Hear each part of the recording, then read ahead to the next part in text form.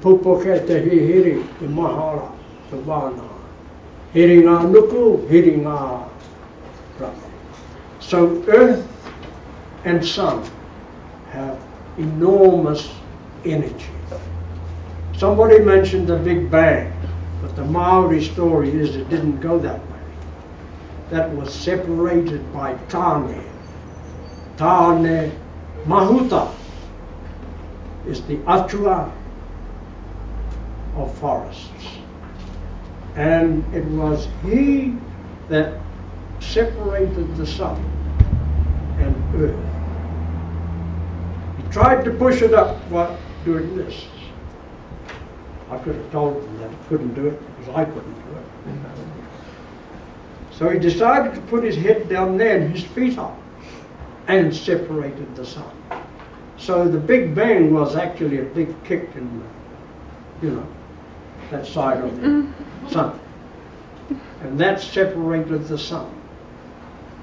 Ka puta te whai au te ao mārama. The world of light then became part of the potentiality of life resting in the earth. There were the children of Papa Tuanaku, the children of Mother Earth, arguing about, hey, this is too tight down here, we need more room, we need more space, we need to build a bigger house here. So their talk was for light and space. Hence the separation of the sun. Now the sun is way up there, and the old people never talked about a Big Bang. They talked about the energy that was rumbling in space.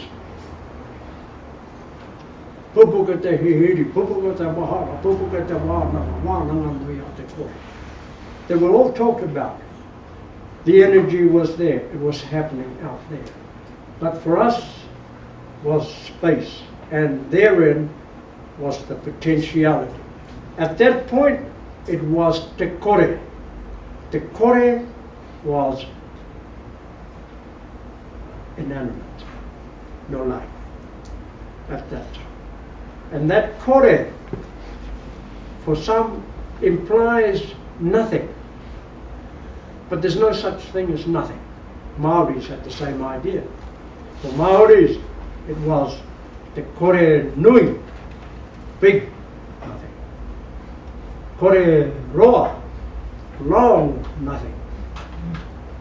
Kore hohonu, deep nothing. And so, nothing had a construct. And therefore, from that point, and water arrived, then the potentiality of life came into being. And that's the kore nui, the kore roa, the kore te mahara, the kore te ma. And all those nothings came into being. And so for Māori, everything's going well. Everything's according to plan, and that's the way we have to live, according to plan. We have here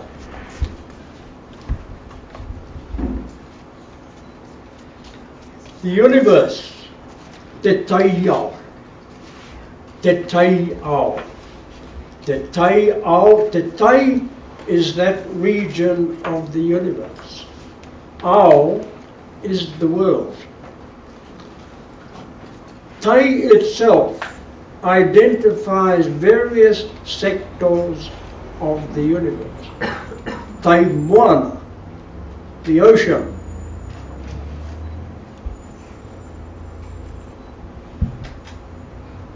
Tai whenua, land. Tai tangata, people of the land. And so we have in the past categorized the universe in Maori terms. And so it is our way of getting to understand. And so we have here the world of stars, sun, moon. We'll get to that later. But I want to refer to Tai. Tai Moana is the ocean. And the element of natural universal law is the name Tangaroa. For us, Tangaroa is the master of the ocean. Or in Maori terms, Atua of the ocean. Atua was the term that colonials suddenly realized equated with God. The other surprise we had, that we have many gods. Now that didn't quite fit the story. But however, that's still our story today. There are many gods. And we'll go through them in time. And they will consist of Rongo. Rongo. Rongo is the atua of balance, stability, equilibrium, harmony, peace. Fundamental. The first atua to be mentioned in the oral transcripts of our ancestors. Rongo tau tangata. So it implies that the universe has to be in a state of balance before life would come into this world. However, water was fundamental to that. So when we talk about space, time, energy, matter, elements of natural law, and water. Without water, there's no life. And so atua for us are real and are there and are used today. But I would like to add, today is a special day in which people go to church. And I acknowledge today as a day we can all go to church. I can look out the window, I see the sky, I see the ocean, I see the landscape, and the trees are life. We all come from that same principle in which the trees come. And Taone, the atua of forests, flora, fauna, birds, insects, and even humans. Because very shortly I'm going to refer to the element of Mauriora. Mauriora is dynamic life force. And each and every one of you in here today is a physical, spiritual, symbolic representation of Mauriora. And to do that, I want to quote, ko te Mauri e runga, ko te Mauri e rau, ko te Mauri o e nei tupua, ko te Mauri o e nei tapita, ko te Mauri o tamanui te rā, o papatua nuku e tapatone. Tihe Mauriora. Sneeze, dynamic force. Sneeze, dynamic force. When a child is born into this world, and it has to sneeze before it becomes a dynamic force. Soon after that, I want something to drink. Dynamic life force is calling for food. Every child. And so Mauriora is that child that is born, and sneezes, it bursts out crying, is reflecting that dynamic life force. And we all have it. We all use it. Some overuse it. Have a rest. But we all try to enjoy it. And so Te Moana allows that water from Papatuanuku.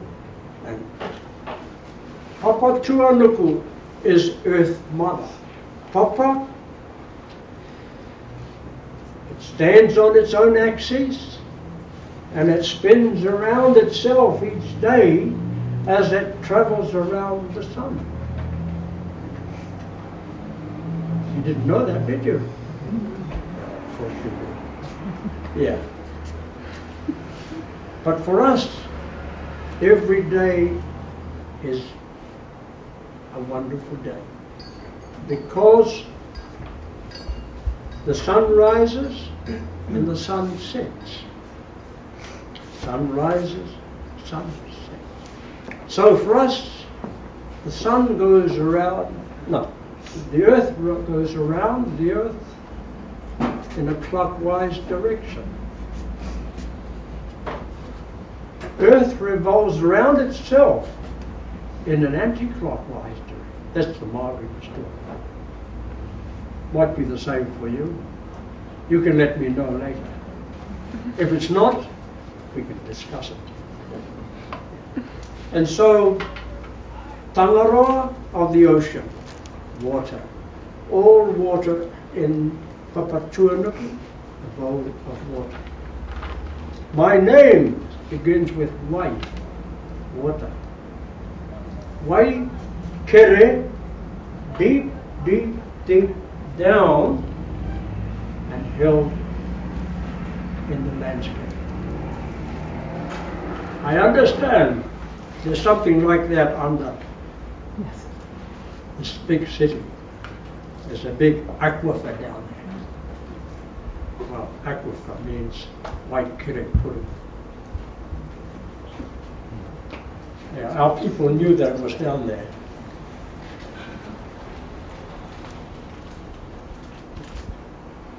So, these are part and parcel of what we want to talk about.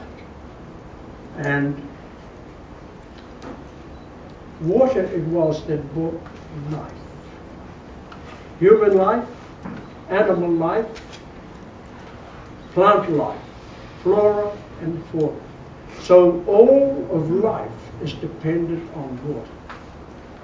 And we have to believe that, and we have to ensure that protection of that water is maintained throughout. And we are having our own serious discussions back in Aotearoa, New Zealand, over who owns the water. And government keeps telling us, no one owns the water. No one owns the water. We know that. We don't have a word in our language for ownership. But we have mana, is the word of authority, management, control, because that's what it was before colonialism arrived. And so we maintain that status as the framework for discussion and debate with any government wanting to come and say, we are the government and this is law. That's okay. You are the government, you have the law, but we also have a law. And it's called Tikanga Maori, Maori law. And where it's based in the tapu nature of life itself. Tapu, hands up those of you who know what tapu means, or have an idea, or a thought of what tapu might be. What about taboo? Anybody know about taboo? What is taboo? Prohibited? Forbidden. Forbidden. Ah, that's tapu. That's tapu. And that's a tapu. Forbidden. There's a boundary around it. There's a boundary around many things. And tapu is the law. You cannot desecrate anything that is tapu. A child newly born is a protected child by tapu and by protection. Every individual has tapu because they have the right to be themselves, unmolested, unattacked, and so on. Everyone has the right to be free, comfortable, and happy. And so the principle of tapu is important. And children, don't go over there, he tapu tera. And so tapu is a very fundamental principle of law in Maori. And every law is bound by tapu. So legislated law is always under question from our point of view because it ignores what our focus is on the protection of resources, on the protection of water, on the protection of land, and so we have to protect it. Unfortunately, we had to go through a whole lot of things which undermined that principle simply by colonialism, but now things are changing that. Discussion and debate is changing that, and now Maori law is here to challenge any law that government legislates. And many laws are such you can deviate. It says you can deviate tapu or sacred areas. We say you can't do that. And so we have to protect our law in our own way. So tikanga Maori is fundamental, and any law is there to protect the resources. So ours is to continue on.